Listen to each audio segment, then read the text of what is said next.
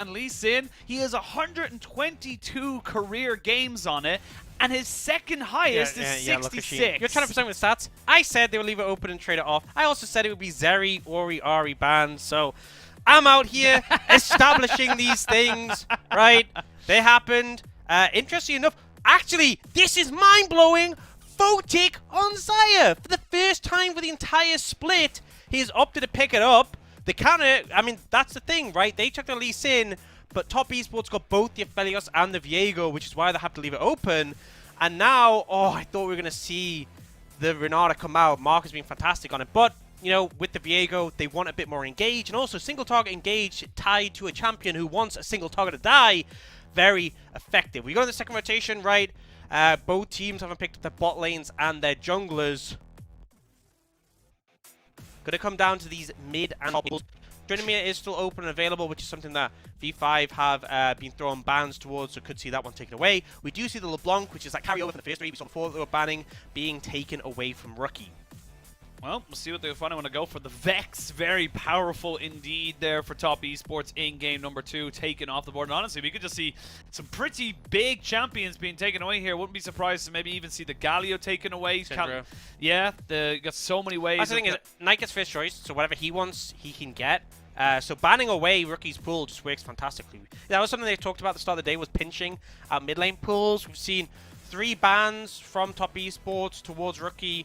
The Rise is also something denied from him, but actually, in fact, they end up going for the Gnar. Bear in mind, Rich probably going to have to blind pick here. Rich probably going to have to get themselves something that will be relatively safe. Because the Gragas has been something that both Rich and Wayward have played so far. The split and is generally seen as quite a decent, you know, safety kind of blind in that top side. But now for the side of V5, where do you take this last ban? You could keep going for the mid lane. Could keep pinching yourself like you mentioned. No, they're going to go for the Sylas, so the Tryndamere is available. Kind of a weird one. I mean, I don't think that you're too concerned about the Sylas, but it's kind of interesting they banned the Sylas, which is something Knight played tons last split. It is something you would pick into Twisted Fate, so maybe they want to go towards that to match the Galio. It would make sense in my mind if they were going to pick that one up. It's something Rookies played before and had a lot of success. Or we could see them go in a different direction. I guess we'll just wait and see. In terms of top laners, we talked a bit about the Gragas being safe for Rich, right? Could also go for something like the Jace, but that Trinity even open just makes things a bit scarier for me. And so they go for the Gragas, right? Jace, obviously, Trinity, a fantastic matchup to punish that one. And also, if you look at the composition of V5, they can very much kite back with the Gragas. And if you're going to do that, something like the Azir or the Veigar would make sense.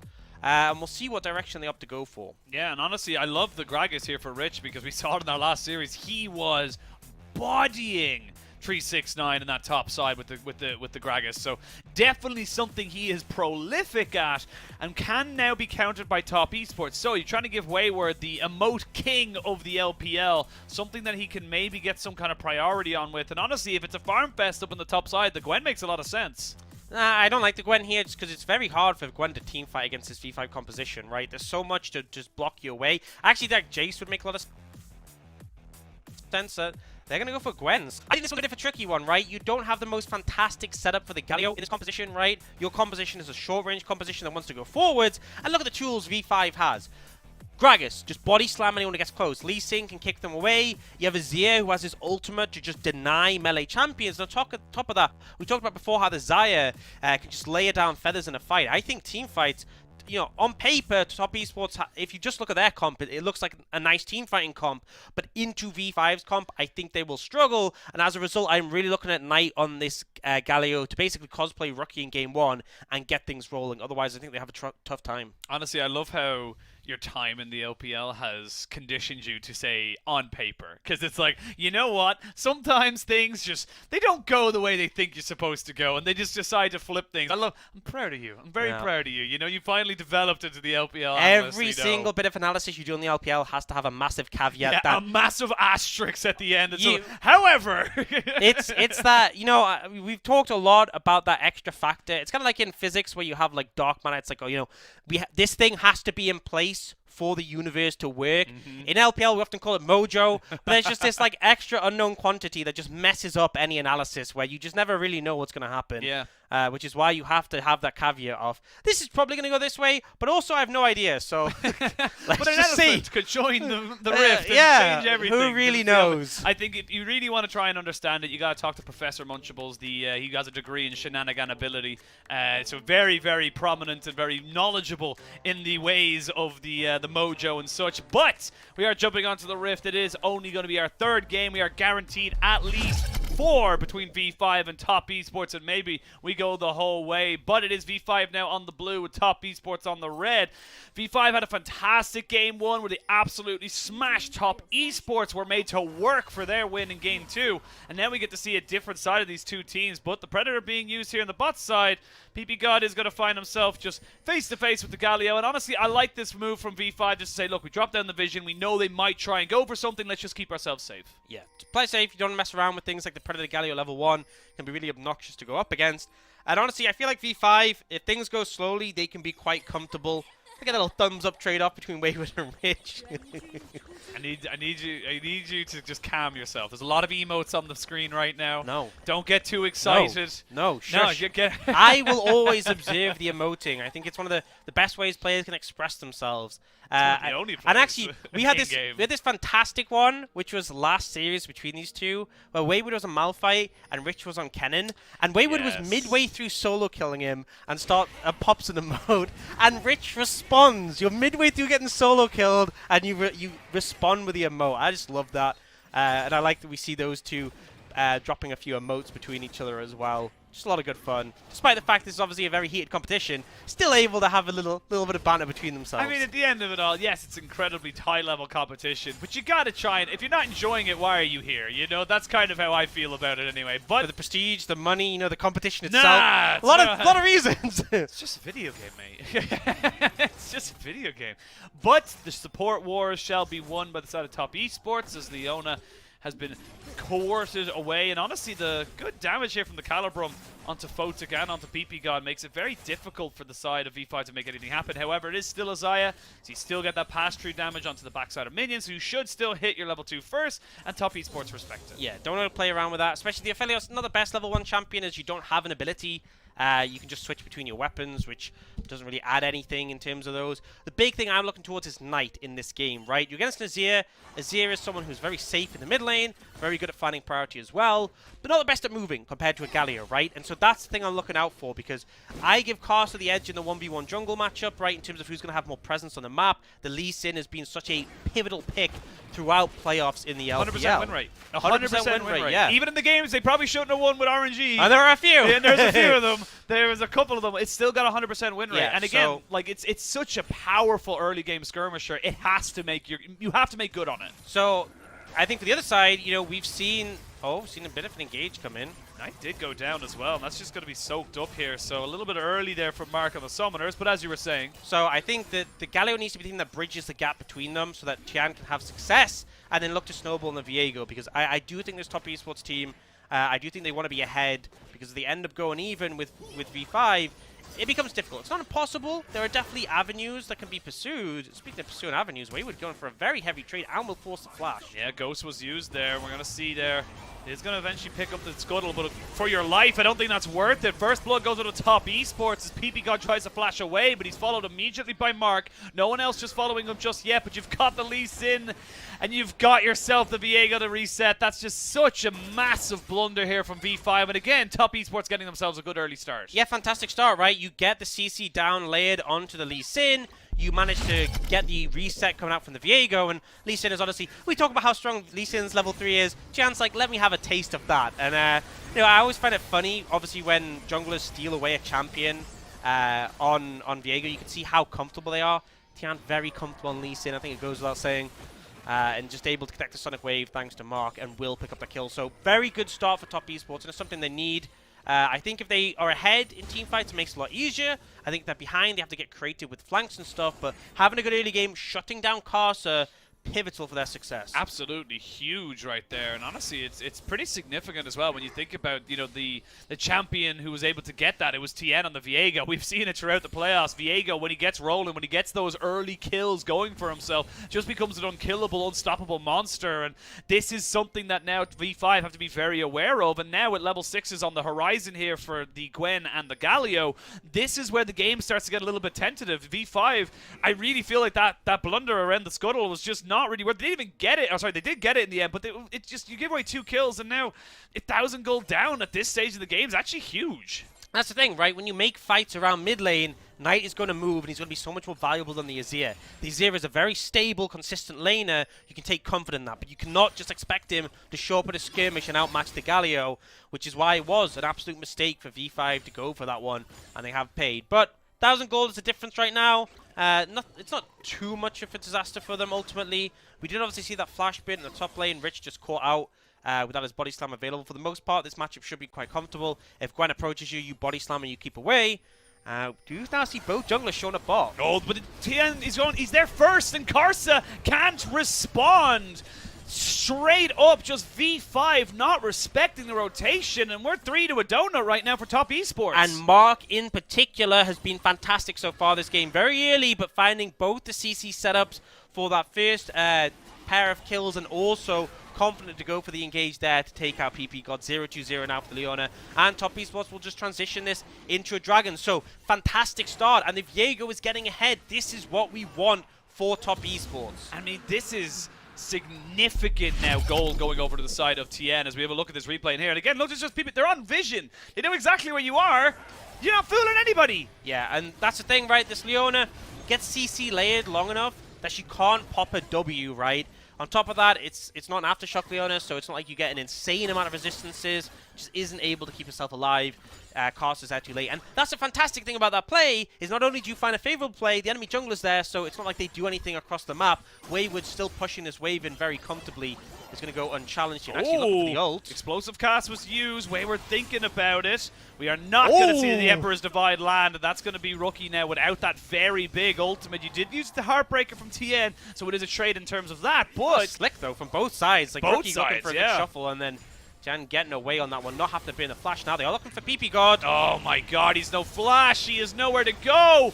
And he's just dead. Oh, dearie me. This is starting to become a big problem now. 0-3 right now for the Leona. And this is a comfort champ for PP God, right? He has picked Leona consistently. In the last series, they try to get it basically every game for him. It was banned game 1 against him. And he's having an absolute disaster performances. And then in the bot side, Jackie Love's super confident to just push up into Photic. Bear in mind, this is Photic's first Xayah game of the entire year, right? So something that V5 hadn't leaned on, and now they are being bullied out on it, right? Bot lane struggling. We've seen jungle struggle. Wayward very comfortable farming up in this matchup. We do see Karsa come to Shadow, but they won't find anything. And Wayward, you know, if you get this Gwen ahead, it is going to be an issue. Yeah, and the thing is that there was a ward just as Karsa was trying to come into the lane, so he was spotted out. His pathing was known, which probably gave more, agency to Jackie Love to say, cool, I know exactly where I am. I know exactly how I should play this. I'm not going to be caught out randomly by a Flashly Sin Dragon's Rage kick or anything like that. So big moment there for the side of V5 to try and make something happen in terms of making it work in the mid lane, and it goes a bit awry. So now top esports 2,000 gold ahead. They got the early dragon. They're going to have first priority, you would imagine, now onto this Rift Herald. And this is just, again, similar to V5 in game 1. Top esports snowballing with this early game. This is a faster pace than we even saw in that game 2. Top esports obviously got a big significant lead there, but it did take them a bit of time. And now just finding more and more momentum. They'll get the Herald on the top side without even moving the bot lane, so very comfortable there. And realistically, Karsa's not able to do anything in contention. Again, just so much ward, so much good control here from the side of top esports, and they finally feel like they had to take a while to warm up. Game 1, they were as cold as death itself. Game 2, okay, we're a bit rusty, but we're getting back into it. Game 3, they look like a completely different team. Yeah, 100%. And now things get even more difficult, right? Because one of the things is now the Herald is in pocket of top esports. Karsa is going to struggle to make any plays, because if you show up bot or mid or top, and Chen is on the other side of the map, that's just a signal that he can drop the Herald and look to slam your tower. So top esports, they have the lead, they have the tools to continue that as well, And really, realistically, Chan can just fish for opportunities. If he finds a good opportunity for the Herald, drop it. If not, you kind of know that Cars is locked into respecting the fact you have it. Okay, so now we've obviously know Top Esports are ahead. They kind of have a lot of the cards in their hand. How do V5 mitigate it? How do they try and just get out of this as unscathed as possible without, you know, losing, say, a tower or two or even all these plates that are consistently going in all 3 lanes? Well, I think critically the thing you want to do is have Carsa not really show anywhere on the map, right? Don't show him vision. And then just move around to where waves are stacked up, right? If you keep doing that, it just means that Top Esports can't freely throw down a Herald in the side lane because you'll be there to defend and keep the tower alive. If they can't throw it down the side lane, they'll probably just throw it down mid, and you're kind of okay with that because mid is a hard tower to take. They need the second Herald to crack it, because against Azir, you're never taking that mid tower easily. So I think that should be the play. V5 are going to have to be on the defense for a little bit, but it's what they have to do when the enemy team has Herald. You can see bot lane constantly having this large amount of pressure means potentially we see Top Esports try and set up for a Herald there.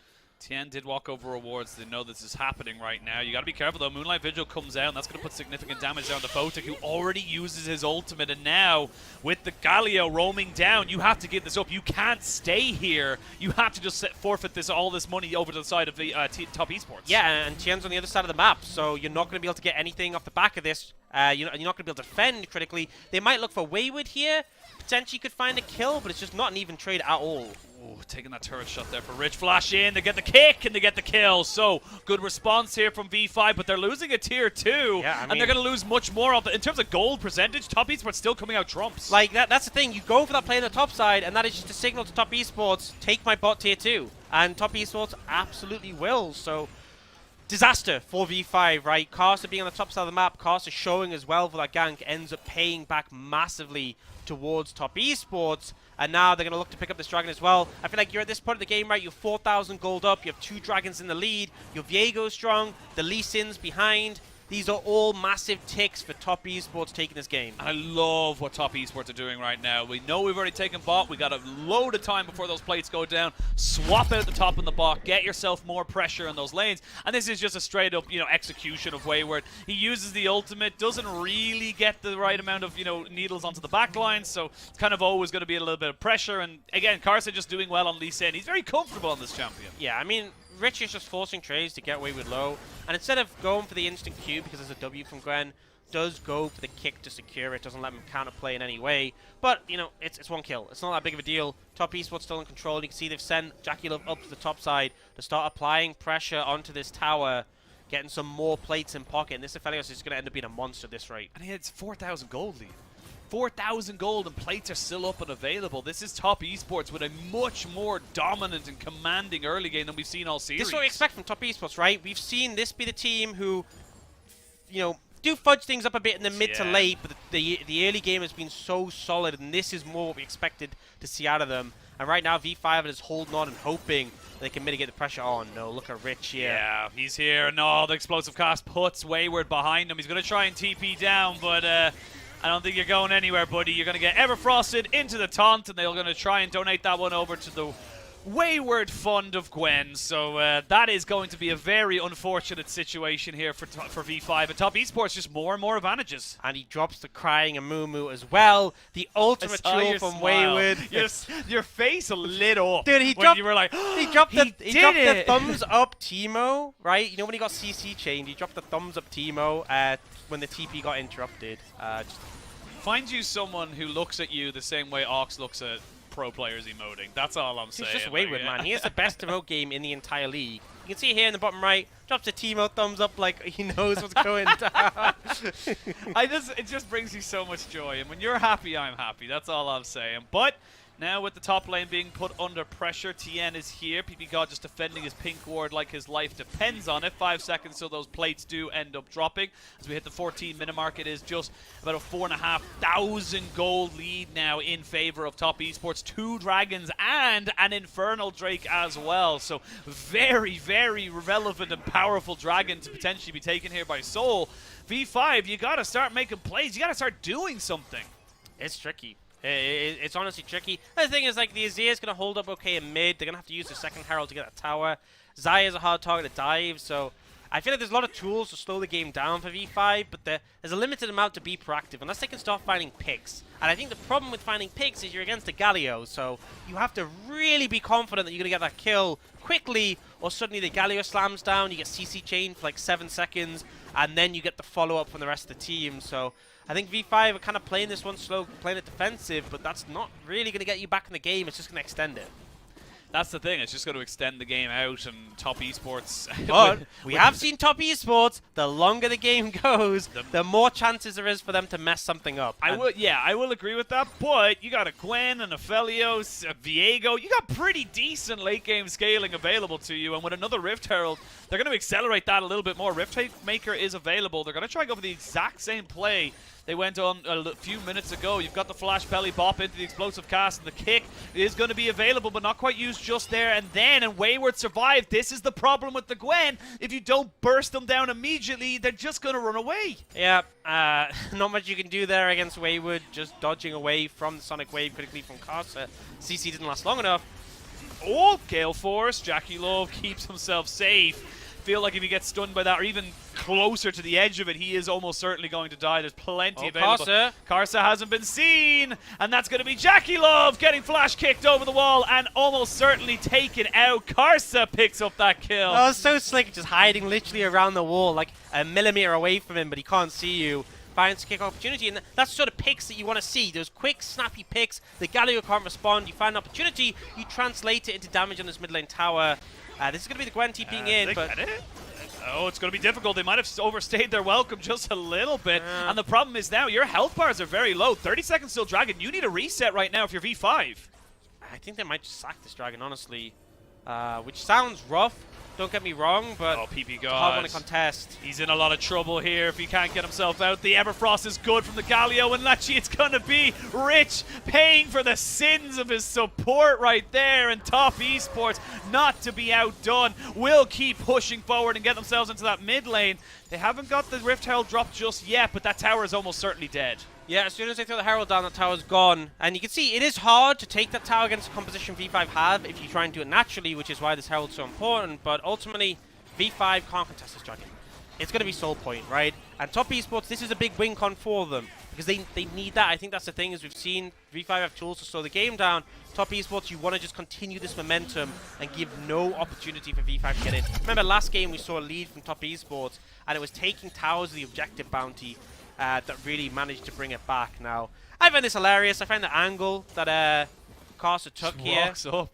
You just don't expect it. He's literally in the line. The line of vision is insane. You can't even... I feel like it's so hard to fault Jackie Love for that because you can't... He had a ward in the lane as well. He walked right through the pocket of vision.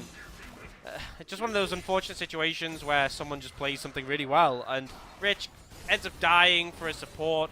I feel like PP God, they probably just let him go. He's already 0-3. It's not going to change much, but either way, it's a third Dragon for top esports. It's a 5k gold lead. They still have the Herald in pocket, and I expect that to go down mid. 5k Herald still yet to be used. They are on Soul Point as well, Infernal Soul Point, so massively relevant Dragon available to them as well. And honestly, this game is just getting slowly harder and harder to kind of deal with. Interesting build path here from Rich. He's gone for the Chemtech, the Turbo Chem Tank, excuse me, but it also looks like he's going towards a Morello, so kind of half damage, half tank.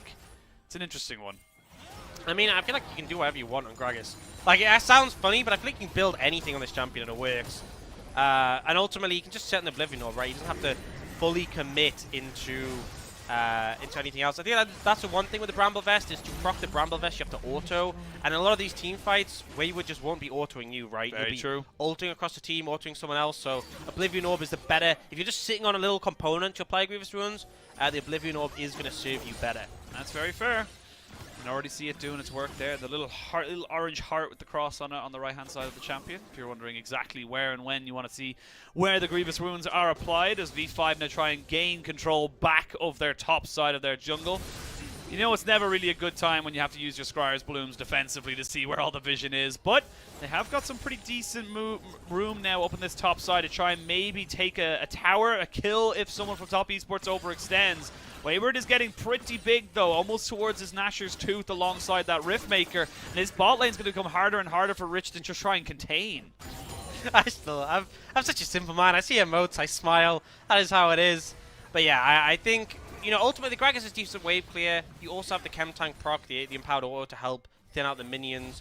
I don't think that Wayward can just walk up and start taking towers. And that's where things get a little bit more difficult, right, to close out the game, which is why stacking those dragons early is so important, right? This is a game where Top Esports were this far ahead, but V5 had all the dragons. We could see it going on and on and on and on, as games with Azirs tend to do so. But the fact that they have that momentum, I know, 2 minutes, there's going to be a fight.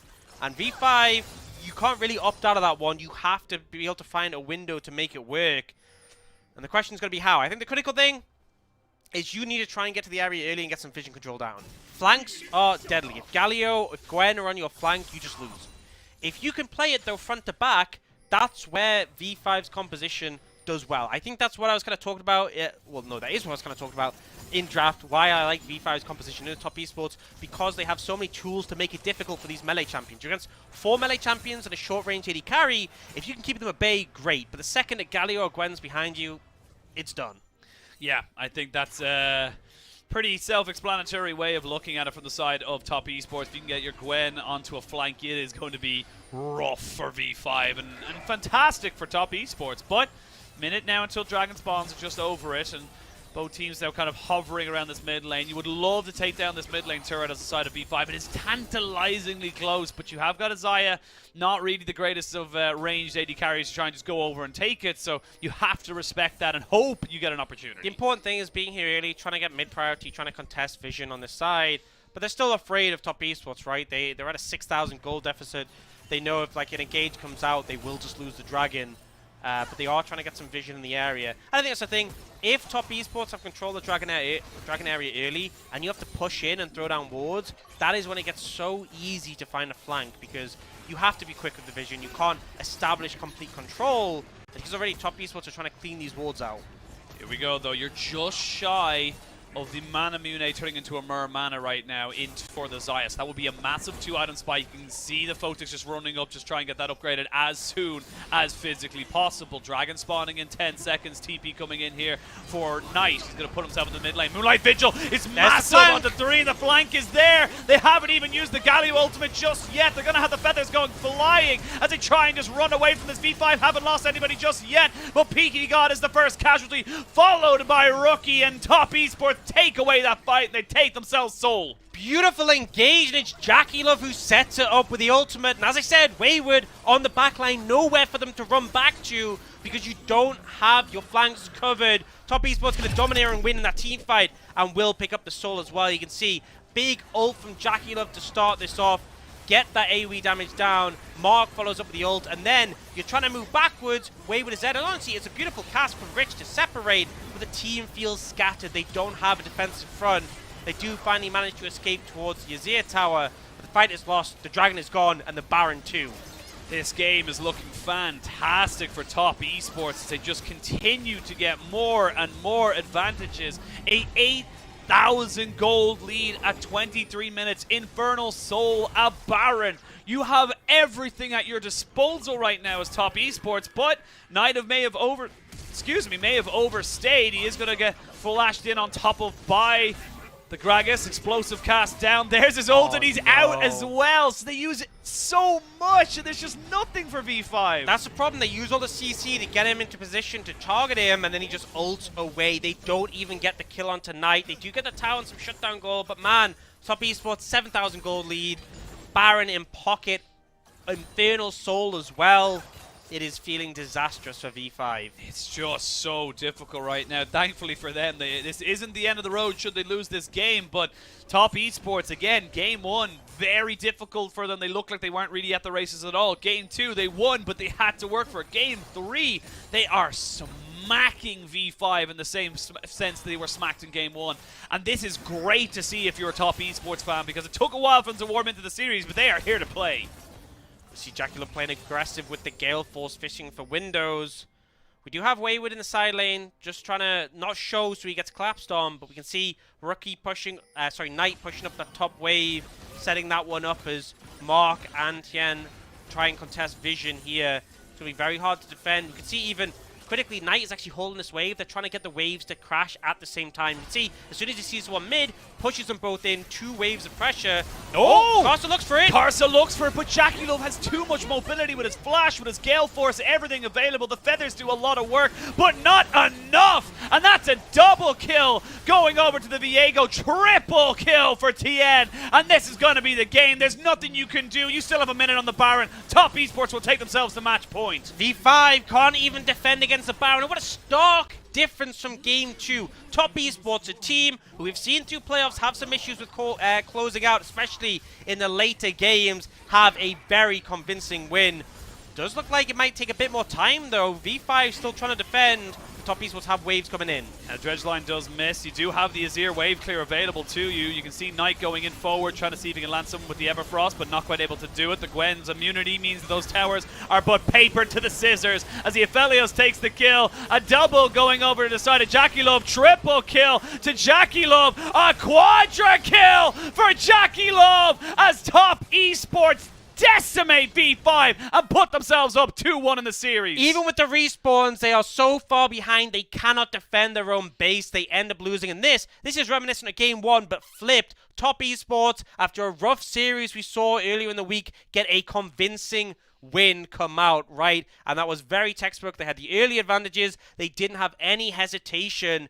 And now, seeing that game, seeing them 2-1 up against V5, I'm feeling concerned for V5. Honestly, it's a complete flip, night and day, as you have said so far. Like, the difference between Game 1, even Game 2, and Game 3 for Top Esports, and honestly, even for V5, is staggering right there. V5, honestly, we can see why Photic doesn't play the Xayah. He doesn't look comfortable on it. It looks like he's completely lost. It's not even first game in the playoffs. First game for V5, the entire split, the entire year, playing Xayah, and it's a loss where he just looked like he didn't have the impact. Just didn't look comfortable on it. That's the thing, right? They prioritized that Lee Sin, and that's why I love the fact that Top Esports took the Aphelios, because that's kind of been the trade-off. Teams against V5 have gone, we'll take Xayah, you take Aphelios. But when you turn it around, you're putting V5 in an uncomfortable spot, because they can't just say, oh, we're not going to take Xayah. But because they haven't been put into this position before, they've gotten away with it. And I think it was really heads up from Top Esports. And then it came to the skirmishing as well. The Galio, once again, a massive factor,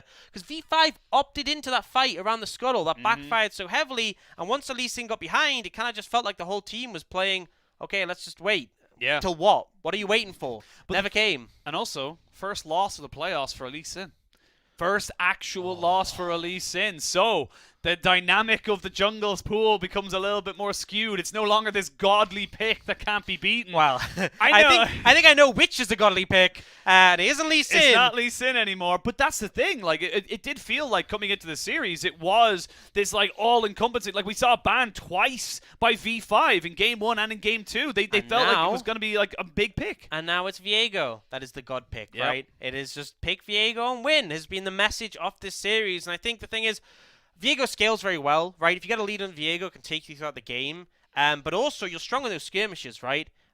You do need a bit of assistance from your team. You need teammates who can get people low, particularly things like the Galio Nort we saw in that first skirmish. They have the CC to target out the Lee Sin and get him into low health. But then as soon as you get that reset, there's just so much value. That champion is insane. Yep. You kill one champion, even before 6. Obviously at 6, it's even more intense because you get your ultimate. But it's like, cool, I now have another whole set of abilities to use. Oh, we got another kill? Another whole set of abilities. And man, that is the cleanest gold grab. I was just about to say. From Top Esports we've seen in a long time. Just the smoothness of it. There's little tiny blips, but it's definitely not as staggering as we've previously Top seen. Esports should take that gold graph. They should frame it and put it on their wall. Good job, right? That is what we want to see more.